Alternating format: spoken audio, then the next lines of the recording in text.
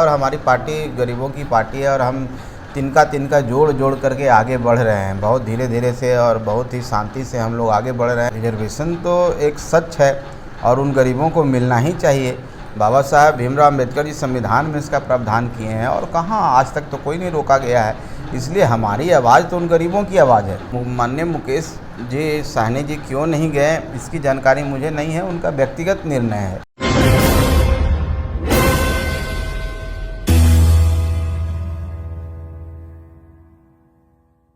नमस्कार, मैं हूं मनीष। आप देख रहे हैं दी न्यूज़ 9X। दी न्यूज़ 9X में आप सभी का स्वागत है।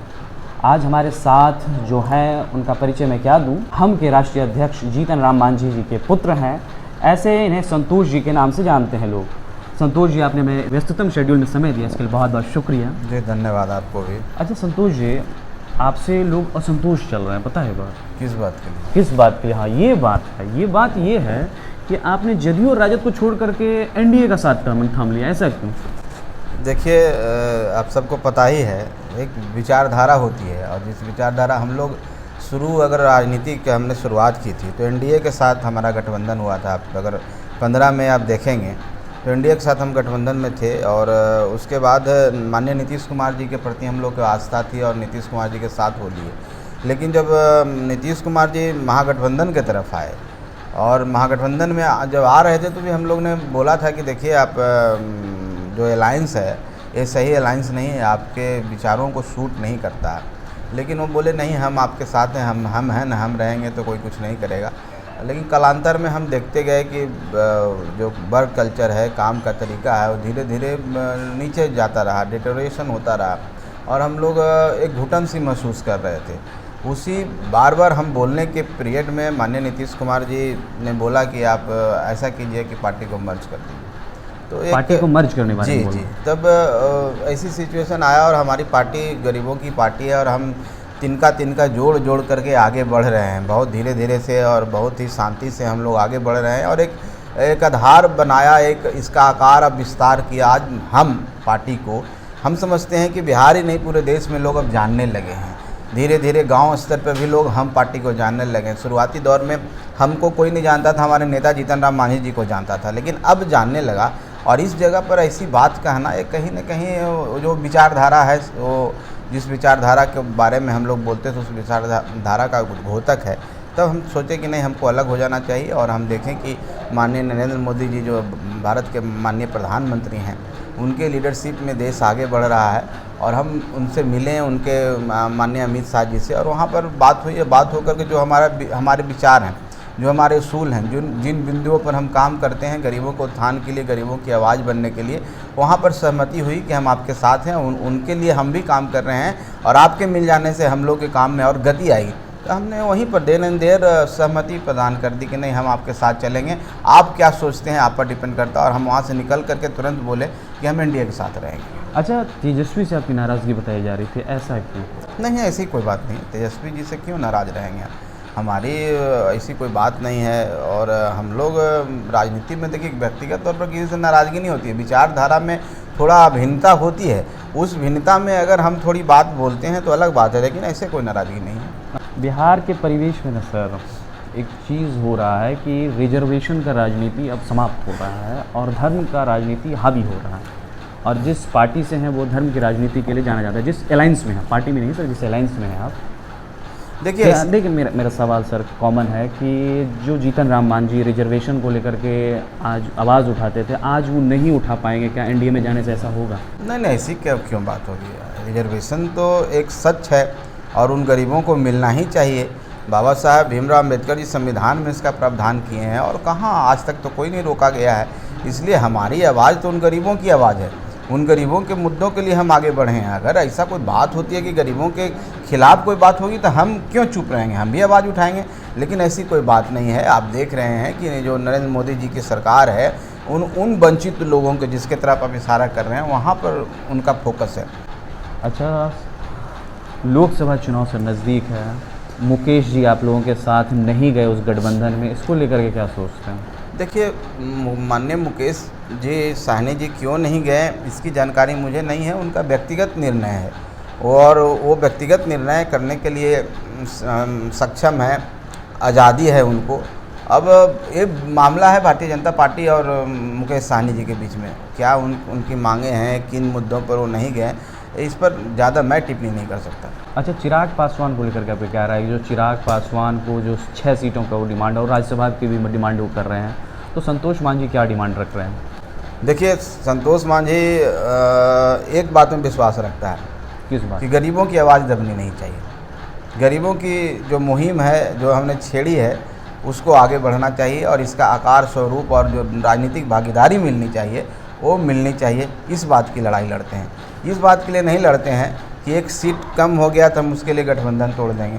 कहीं पर हम लोग नहीं ऐसा करते हैं। हम लोग जहाँ रहते हैं बहुत निष्ठा से रहते हैं और हम अगर किसी के साथ गठबंधन किए हैं तो हम मन से भी किए हैं, कोई सौदेबाजी करके हम नहीं करते हैं। और हम समझते हैं कि गरीबों का हम अगर उनका एडवोकेसी करते हैं तो सम्मानजनक सीटें भी मिलेगी। जीतन राम मांझी जो बीजेपी में गए हैं ना, उससे नीतीश कुमार जी उसके थ्रू जाना चाहते हैं, इसलिए मांझी जी वहाँ गए। इस पर क्या कहना? अब देखिए, माननीय नीतीश कुमार जी जो बात बोलते हैं वही आप बोल रहे हैं कि हम उनके तरफ से जासूसी कर रहे हैं, उनके एजेंट है। ये सब फालतू बात है। नीतीश कुमार जी एक ऐसे शख्स हैं, ऐसे व्यक्तित्व हैं जिनको बीजेपी में जानकारी और पहचान की कमी है, जो जीतन राम मांझी जी का सहारा लेंगे। वो 1 मिनट में चाहेंगे तो वो डायरेक्ट बात कर सकते हैं माननीय प्रधानमंत्री जी से, माननीय गृह मंत्री जी से, जो वहाँ के थिंक टैंक हैं, चाहे जो भी जितने भी नेता हैं। तो हमारे जीतन राम मांझी जी को कहाँ ज़रूरत है? और हम समझते हैं कि हमने जो देखा है, अब मैं उस पर कोई बहुत बड़ी बात नहीं कर सकता, लेकिन भारतीय जनता पार्टी की जो बात हो रही है और उनके नेताओं से जो बातें छन के आ रही है कि वो माननीय नीतीश कुमार जी को लेने के पक्ष में नहीं है। अच्छा, बिहार में एक दलित डीएम की हत्या हुई थी और बिहार में आनंद मोहन लगातार एनडीए के खिलाफ बोल रहे हैं। क्या दलित डीएम की हत्या हुई डी कृष्णैया जी की, उसके परिवार को कहा जाता है कि न्याय नहीं मिला, इस पर आपकी क्या राय है? देखिए, निश्चित तौर पर जिस दुर्भाग्यपूर्ण घटना हुई थी और उसमें आनंद मोहन जी का नाम आया था, तो इस पर तो कानूनी पेच है और माननीय न्यायालय ने उनको बरी किया है, उनको निकाला है और सज़ा भी वो पूरी की है। लेकिन हम लोग उनके प्रति, उस परिवार के प्रति जिनकी हत्या हुई है, संवेदना है और हम समझते हैं कि अगर न्याय नहीं मिला है तो उनको आगे बढ़े।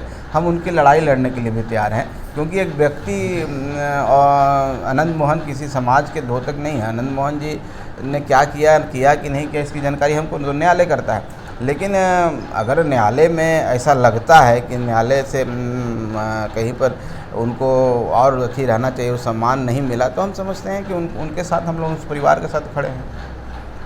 किस परिवार के साथ खड़े हैं? जी कृष्णैया जी के परिवार के साथ? निश्चित तौर पर आनंद मोहन जी कृष्णैया जी के परिवार के साथ खड़े हैं और उनको न्याय तो हम समझते हैं मिलेगी। आनंद मोहन जी को पूरी सज़ा भी हुई है और सरकार ने किन बिंदुओं को लेकर के माननीय नीतीश कुमार जी कहे हैं। और आज अगर वो बात करते हैं कि दलितों शोषितों की बात करते हैं, तो माननीय नीतीश कुमार जी को भी सोचना चाहिए कि अगर उनके साथ इनजस्टिस हुआ है, डीएम साहब जो दिवंगत डीएम थे उस समय के, तो उनके साथ न्याय मिलना चाहिए। उनको इस मामले में सरकार को नहीं आना चाहिए।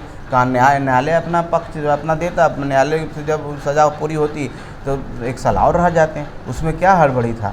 लेकिन हम समझते हैं कि सरकार वोट बैंक की राजनीति है, माननीय नीतीश कुमार इसके लिए जाने जाते हैं। अच्छा, विपक्ष ने एक नया गठबंधन बनाया है, नया अलायंस बनाया है, इंडिया नाम रखा है। इसको लेकर सत्ता पक्ष एनडीए क्या सोच रही है? देखिए, एनडीए क्या सोचेगा, कोई गठबंधन बने, वो थर्ड फ्रंट भी बनने वाला है, तो उसमें एनडीए और हम लोगों को क्यों सोचना है? हम लोग को तो अपना काम करना है। हमको अपनी रणनीति कैसे हम आगे बढ़ाएंगे, कैसे हम जनता के बीच में जाकर कैसे हम अपना गठबंधन मजबूत करें, इस पर विचार कर रहे हैं। अब इंडिया रख दें चाहे पाकिस्तान रख दें, उससे क्या लेना देना है? अब देश के नाम पर रह के कुछ सहानुभूति बटोरने का काम कर रहे हैं या फिर एनडीए और इंडिया एक साथ मैच करता है। हम एक माननीय मंत्री जी की बात सुने और उनका वायरल हो रहा है, वो बोल रहे हैं कि एनडीए को मजबूत करेंगे, एनडीए को मजबूत करें, एनडीए बहुत मजबूत है, एनडीए हरा देगा सबको। उनको पता ही नहीं चल रहा है कि एनडीए और इंडिया क्या है। तो ये कन्फ्यूजन होगा उन्हीं उन्हीं को नुकसान होगा। इंडिया तो 25 सालों से है, 25 साल की गौरवशाली यात्रा तय कर करके आज चल रहा है और कितने उतार चढ़ाव भी देखे और सरकार में भी रहे। वाजपेयी जी की सरकार बनी, माननीय नरेंद्र मोदी जी की सरकार चल रही है और उसने इस देश को बहुत आगे इंटरनेशनल फोरम पर भारत का जो नक्शा है अंतर्राष्ट्रीय मानचित्र पर नज़र आने लगा और नरेंद्र मोदी जी इस दुनिया के शक्तिशाली नेताओं में उनकी शुमार होने लगी। तो हम रक्षा के क्षेत्र में हो, कृषि के क्षेत्र में हो, वैज्ञानिक बात करें, चाहे विज्ञान की बात करें, किसी भी क्षेत्र में आप जाइएगा तो देश आगे बढ़ा है, ऐसी बात नहीं है। और एक ऐसा लीडर जिसको पूरी दुनिया जानता है और ऐसा लीडर जिसको यहाँ के जनता जन जन तक उनको सपोर्ट करते हैं, तो उनके प्रति सब है। और एक आज बात और हम कहना चाहते हैं कि एक नेता हैं जो इस्टेब्लिश हैं, जिसका नाम नरेंद्र भाई मोदी जी है और वो भारत के प्रधानमंत्री हैं और सशक्त प्रधानमंत्री हैं और आने वाला समय में भी चुनाव में भी सबको अकेले हराने के शिकस्त देने के लिए है। और दूसरा तरफ 24 दल, 25 दल, कभी 18 दल मिल करके दौड़ा भागा भाग हो रहा है। भागम भाग में कोई गिर जा रहा है, कोई उठ के फिर भागने लग रहा है, किसी की अपनी अपनी आइडियोलॉजी है। और सबसे बड़ी बात है कि कांग्रेस के खिलाफ सब लोग आए हैं और कांग्रेस के छतरी के तहत कैसे रहेंगे, कैसे कंप्रोमाइज़ करेंगे, किन मूल्यों को साथ वो कंप्रोमाइज़ करेंगे। जिस जनता को जहाँ पर मान लीजिए कहीं पर कोई रीजनल बेसिस पर आया है, कहीं पर कोई भाषाई क्षेत्र को लेके आया है, कहीं पर कुछ और कुछ सरकार में सत्ता में आया है और सब एक प्राइम मिनिस्टर के सभी कैंडिडेट हैं, सबकी महत्वाकांक्षा, क्योंकि बड़ी स्ट्रॉन्ग पार्टी है अपने अपने क्षेत्र में, रीजन में स्ट्रॉन्ग पार्टियां हैं। मान लीजिए कि लालू यादव जी हैं तो बिहार में एक वोट बैंक है उनका, इस बात को हम मानते हैं, तो उनका भी महत्वाकांक्षा है कि उनका बेटा CM बन जाए। मान लीजिए माननीय नीतीश कुमार जी हैं, उनका भी एक कहती है, तो वो भी PM बनने की कोशिश कर रहे हैं। स्टालिन मांझी जी नहीं कह रहे हैं क्या कि मुख्यमंत्री बनना चाहिए संतोष जी को? देखिए मांझी जी बोल रहे हैं, वो तो ये भी कह रहे हैं कि सबसे ज़्यादा पढ़े लिखे हैं आप। अब देखिए मांझी जी बोल रहे हैं, मांझी जी एक पिता के तौर पर उनका उद्गार है कि बेटा मेरा बने। हर पिता, हर गार्जियन चाहता है कि उनका बच्चा आगे बढ़े, लेकिन मैं जानता हूँ कि मुख्यमंत्री बनने के लिए चाहे कोई भी इस लोकतंत्र में जो व्यवस्था है हमारी, उसमें जनता मालिक होती है, जनता का अधिकार है। जनता जब आपके प्रति सोचेगी कि आपको बनना है, आपको आशीर्वाद देगी, तो निश्चित तौर पर बन जाएंगे, इसमें क्वालिफिकेशन की काम है। लेकिन वो एक पिता का उद्गार है, उस पर मैं कोई टिप्पणी नहीं कर सकता। बहुत बहुत शुक्रिया। हमारे साथ थे संतोष जी और जिन्होंने अपनी बात बेबाकी से दी न्यूज़ 9X पे रखी। बहरहाल आपको हमारा इंटरव्यू कैसा लगा, आप अपनी राय हमारे कमेंट बॉक्स में ज़रूर दें। अगर आप हमारा ये वीडियो फेसबुक पे देख रहे हो तो हमारा फेसबुक पेज लाइक करें। अगर आप हमारा ये वीडियो यूट्यूब पर देख रहे हो तो हमारा यूट्यूब चैनल सब्सक्राइब कर लें, क्योंकि 3 लाख का परिवार होने जा रहा है। शुक्रिया।